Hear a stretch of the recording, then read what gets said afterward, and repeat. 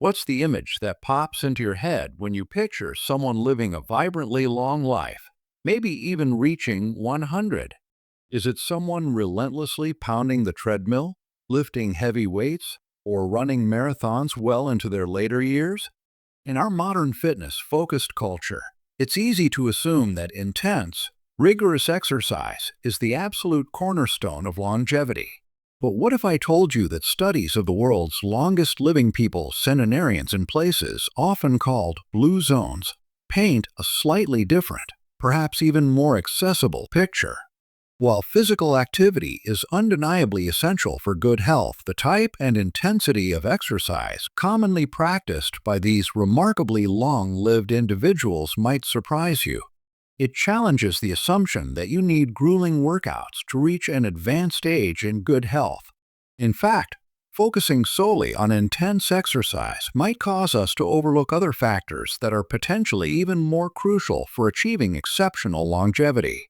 Today, we're diving deep into this fascinating concept. We will explore 5 key lifestyle factors, consistently observed in populations renowned for their longevity, that suggest living a long and healthy life might be less about exercising a lot in the conventional gym sense, and far more about cultivating these essential, often intertwined elements of daily living. By understanding these principles, gleaned from real-world examples of people who routinely live well past 90 and even 100, you'll gain a more holistic and sustainable perspective on healthy aging. You'll discover practical, evidence-based strategies that you can weave into your own life, potentially adding not just years to your life, but life to your years. This isn't about dismissing exercise. It's about refining our understanding based on populations who achieve remarkable longevity. This information is rooted in decades of research by demographers, anthropologists, and scientists studying these unique longevity hotspots around the globe. So stay tuned, because embracing these principles, especially understanding the profound impact of daily routines, purpose, and social fabric, could genuinely shift your approach to health and potentially add years to your life. Let's start by reconsidering the role of movement itself. Point 1. Consistent, natural movement integrated into daily life, not necessarily exercise. Factor number 1. Prioritizing consistent, natural movement woven into the fabric of daily life. When researchers study centenarians in blue zones like Okinawa, Japan, Sardinia, Italy, or Nicoya, Costa Rica, they consistently find something interesting. These individuals often don't have formal exercise routines. They aren't typically members of gyms, running marathons, or lifting heavy weights. Instead, their lives are structured in ways that naturally encourage frequent, low to moderate intensity physical activity throughout the day. Think about it. They walk everywhere for errands or to visit neighbors because it's the natural way to get around. They garden, often daily, involving bending, stretching, and light lifting. They perform household chores manually without many modern labor-saving devices. They might tend to animals or engage in traditional crafts that require physical movement. This constant, natural movement provides regular cardiovascular benefits, maintains joint flexibility, promotes muscle engagement, and burns calories without the high impact, injury risk, or potential burnout associated with intense, sporadic exercise regimes. It's movement that's purposeful, integrated, sustainable, and lifelong. This contrasts sharply with a pattern common in developed nations: prolonged sitting punctuated by short bursts of intense activity. Imagine a Sardinian shepherd navigating the hilly terrain daily to tend his flock versus a city office worker who sits for 8 to 10 hours and then tries to compensate with an intense 1-hour spin class 3 times a week. While the spin class is beneficial, the shepherd experiences consistent, varied, moderate movement integrated into his purpose throughout his entire day.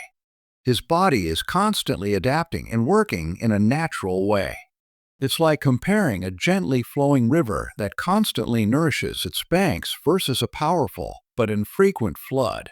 The gentle, constant flow natural movement might be more effective at sustaining the overall health of the ecosystem, the body, over the very long term than occasional, potentially stressful bursts of activity, intense exercise followed by stagnation sedentary periods.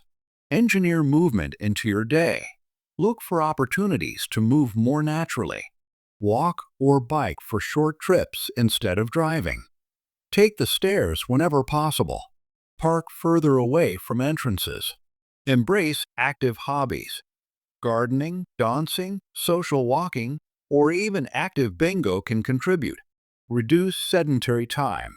Get up and move around every 30 to 60 minutes if you sit for long periods. Stand while talking on the phone or watching TV commercials. Do simple stretches or walk around the house. Do chores manually when feasible. Rake leaves, wash dishes by hand sometimes. Knead dough. These activities involve movement. Focus on consistency. Aim for regular, moderate activity most days, rather than pushing yourself to exhaustion occasionally. Listen to your body. Choose activities you enjoy and that feel good. Natural movement shouldn't feel like punishment. Shifting the focus from intense, scheduled exercise to incorporating consistent, moderate, and purposeful natural movement throughout the day aligns closely with the lifestyles of the world's longest-lived people. This approach is more sustainable, less prone to injury, and profoundly beneficial for long-term health and functional fitness. Point 2. Sustainable, nourishing dietary patterns often plant-focused and moderate. Factor number 2. Adhering to sustainable, nourishing dietary patterns, typically plant-focused and emphasizing moderation. Another striking commonality among centenarian populations is their diet. They generally don't follow complicated, restrictive, or fad diets. Instead, they consume traditional diets based on whole, minimally processed foods, often grown locally. These diets are consistently characterized by being predominantly plant-based or plant-slant. This means their meals are rich in vegetables, a wide variety, fruits, legumes, beans, lentils, peas, a cornerstone in many blue zones, whole grains like oats, barley, or traditional corn, nuts, and seeds. Meat, particularly red meat, is typically consumed sparingly, perhaps only a few times a month or as a small side dish, rather than the centerpiece of the meal. Fish is consumed moderately in some coastal zones. Healthy fats, like olive oil in Korea and Sardinia, are common. Crucially, these diets are naturally high in fiber, vitamins, minerals, and antioxidants, and low in processed ingredients, added sugars, and unhealthy fats.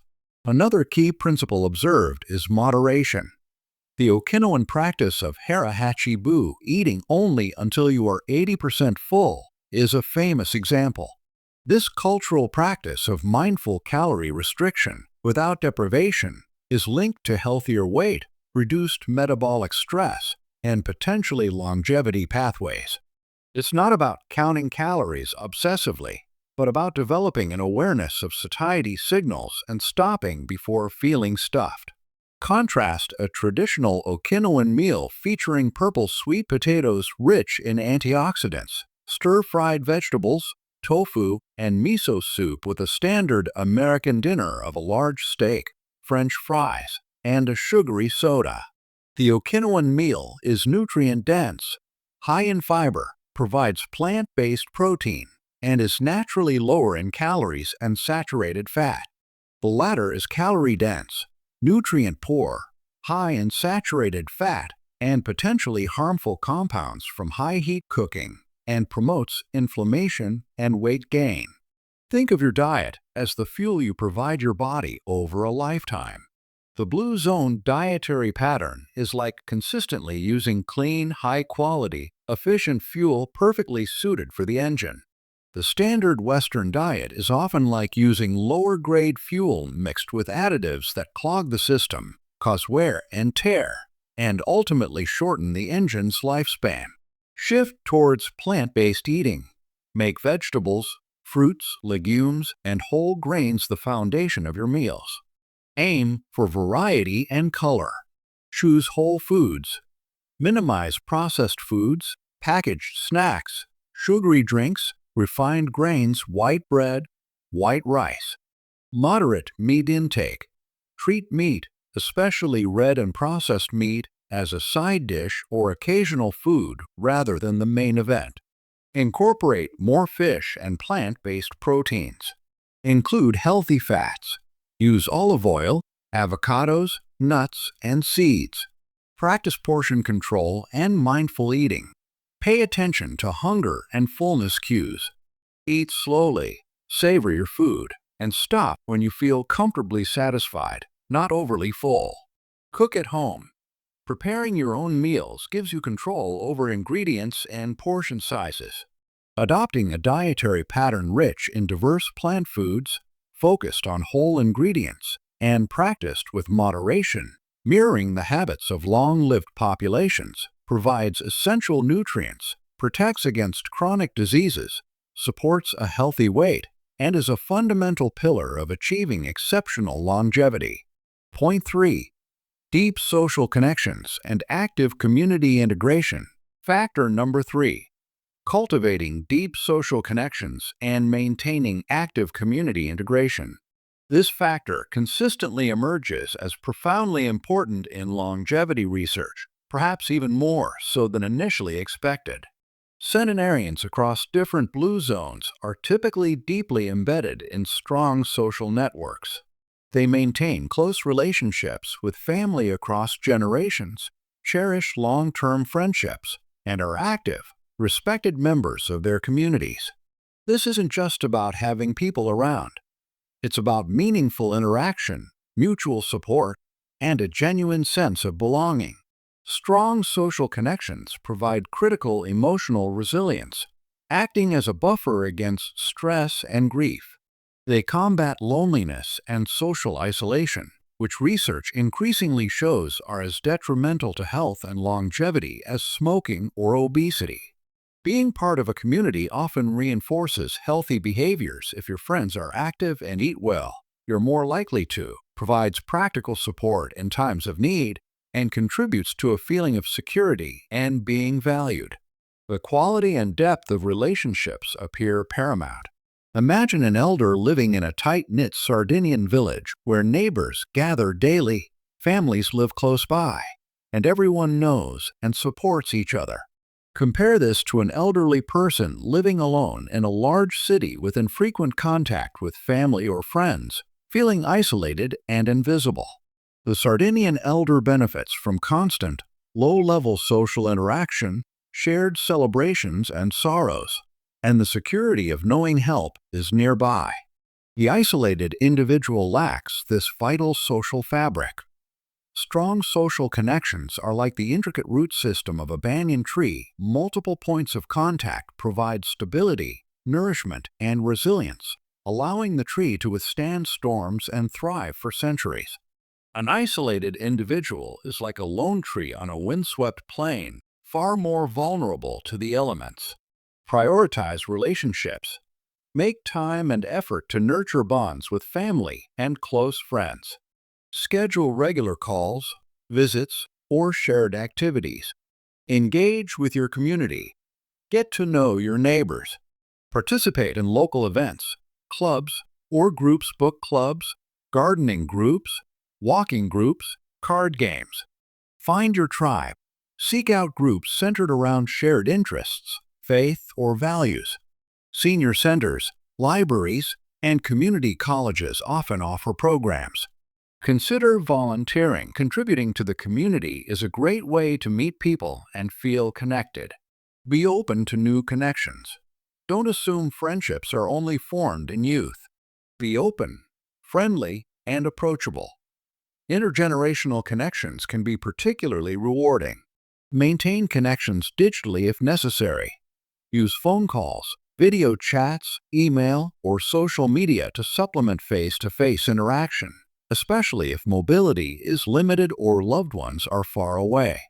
Building and maintaining a strong network of meaningful social connections and actively participating in a community provides essential emotional support, reduces stress, combats loneliness, and fosters a sense of belonging, all critical components consistently linked to greater health, happiness, and exceptional longevity.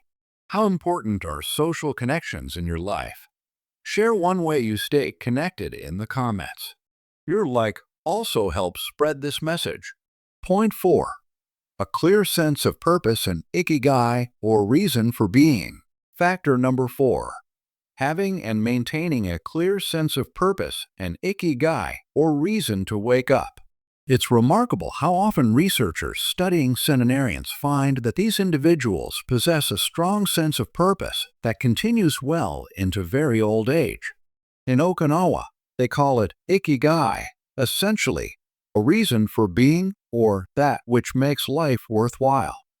This purpose gives individuals motivation to get out of bed each morning, engages their minds and bodies, and provides a sense of contribution and relevance. It's not necessarily tied to a formal career or grand achievements. It could be tending a garden that feeds the family, mastering a craft like weaving or pottery, caring for great-grandchildren, volunteering in the community, dedicating time to spiritual practice, or simply being the keeper of family stories and traditions. Having a purpose, however humble it may seem to outsiders, is strongly correlated with better psychological well-being, reduced risk of cognitive decline and depression, and ultimately, increased longevity. It provides a why for living. Consider a 102-year-old Okinawan woman whose ikigai is teaching traditional weaving to younger generations in her village. This activity gives her daily structure, keeps her mentally sharp and socially connected, provides a valued role in her community, and fills her with a sense of accomplishment. Compare this to someone who retires and feels they have no role left, no skills that are needed, and no reason to engage with the world, potentially leading to apathy and decline. A sense of purpose is like the North Star for a sailor. It provides direction, focus, and motivation to keep navigating forward, even when the seas get rough. Without that guiding star, it's easy to feel lost, adrift, and without the will to continue the journey. Reflect on what matters. Ask yourself, what brings me joy? What makes me feel alive and engaged? What skills or knowledge do I possess? How can I contribute, even in small ways? Pursue passions. Dedicate time to hobbies and interests that absorb you and bring satisfaction. Engage in lifelong learning. Keep your mind active by learning new things, a language, an instrument, history, technology. Find ways to contribute. Volunteer, mentor, share your skills, help neighbors, care for pets or plants. Even small acts of service can provide purpose. Connect with values.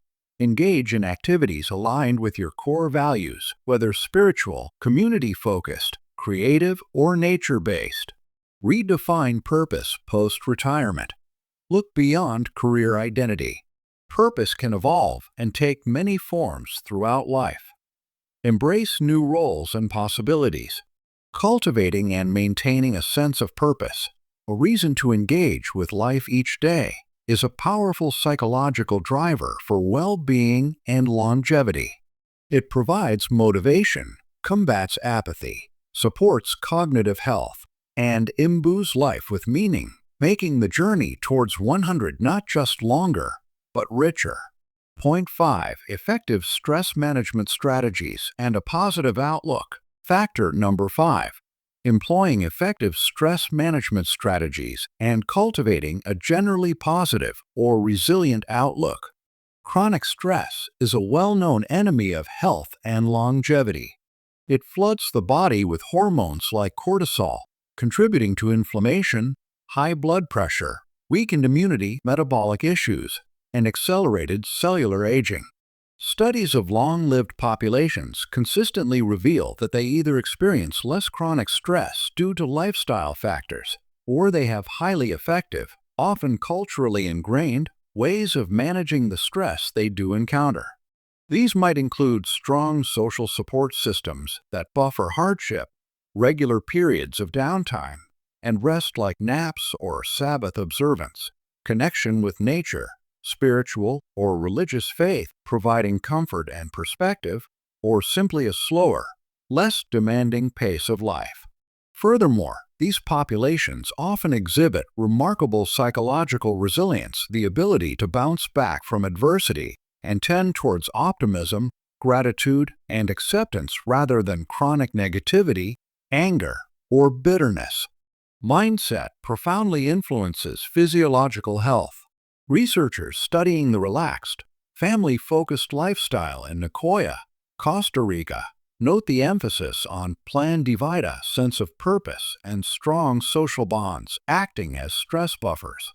Similarly, the Seventh-day Adventists in Loma Linda, California, find stress relief and community support through their shared faith and weekly Sabbath rest. Contrast this with the high-stress, fast-paced, often isolated lifestyle common in many modern societies where chronic stress is rampant. Think of chronic stress like constantly revving a car engine at high RPMs without rest. It causes excessive wear and tear, overheats the system, and leads to premature breakdown. Effective stress management strategies and a positive outlook are like ensuring the engine gets regular maintenance, sufficient cooling periods, and isn't constantly pushed into the red zone, allowing it to run smoothly and last much longer. Identify stressors and develop coping skills. Recognize what triggers stress in your life and proactively develop healthy ways to manage it. Incorporate relaxation practices. Regularly engage in activities that calm your nervous system. Deep breathing exercises, meditation, mindfulness, spending quiet time in nature, listening to calming music, progressive muscle relaxation. Prioritize sleep. Aim for consistent, quality sleep, as it's crucial for stress recovery and overall health. Utilize social support. Talk about stressors with trusted friends or family. Don't isolate yourself when feeling overwhelmed. Cultivate gratitude and positivity.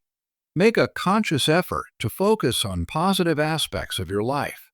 Keep a gratitude journal. Practice positive affirmations. Practice acceptance. Learn to accept things you cannot change, focusing your energy on what you can influence. Maintain perspective and humor. Try to see challenges in a broader context. Finding humor in difficult situations can be a powerful coping mechanism. Seek professional help when needed. If stress, anxiety, or depression feel overwhelming, don't hesitate to seek support from a therapist, counselor, or doctor. Effectively managing life's inevitable stresses and cultivating a resilient, generally positive outlook are not just nice-to-haves. They are fundamental components of healthy aging. They protect your body from the damaging effects of chronic stress and foster the psychological fortitude needed to navigate challenges, significantly contributing to both a longer lifespan and a higher quality of life within those years. So, as we've explored today, the journey towards potentially reaching 100 in good health appears to be guided less by the intensity of our workouts and more by a harmonious blend of consistent natural movement, nourishing and moderate dietary patterns, strong social integration, a clear sense of purpose, and effective stress management coupled with a resilient mindset. These 5 pillars, observed time and again in the world's longevity hotspots, paint a holistic picture of aging well. The core message is both challenging and incredibly hopeful. It challenges the narrow, often intense, modern focus on exercise as the primary key to long life. Instead, it emphasizes that longevity seems to emerge from a tapestry woven with threads of sustainable lifestyle habits across multiple domains. Exercise, particularly in the form of natural, integrated movement, is absolutely a vital thread, but it's most effective when interwoven with strong social fabric, purposeful engagement, mindful eating, and emotional resilience. The truly empowering takeaway is that these factors are, for the most part, not dictated by extreme wealth or heroic effort, but by conscious, consistent choices available to many of us. We can all take steps, perhaps small steps at first, to move more naturally throughout our day, to shift our diets towards more whole plant foods, to prioritize meaningful connections, to seek and nurture our sense of purpose, and to cultivate healthier ways of managing stress. It's never too late to start weaving these threads more intentionally into the fabric of our own lives. So, I invite you to reflect. Which of these 5 pillars resonates most strongly with you today? Which one feels like an area where you could perhaps make a small, positive adjustment this week, inspired by the wisdom of those who live extraordinarily long and healthy lives? Thank you so much for joining me today to explore these fascinating insights into longevity.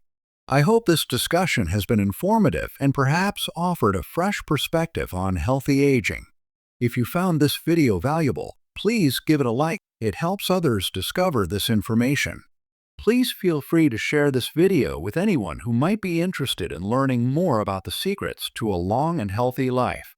And if you haven't already done so, please subscribe to the channel and click the notification bell for more content focused on evidence-based wellness and living life to the fullest at every age. Leave a comment below sharing your thoughts or reflections. Which factors surprised you most, or what small change might you try?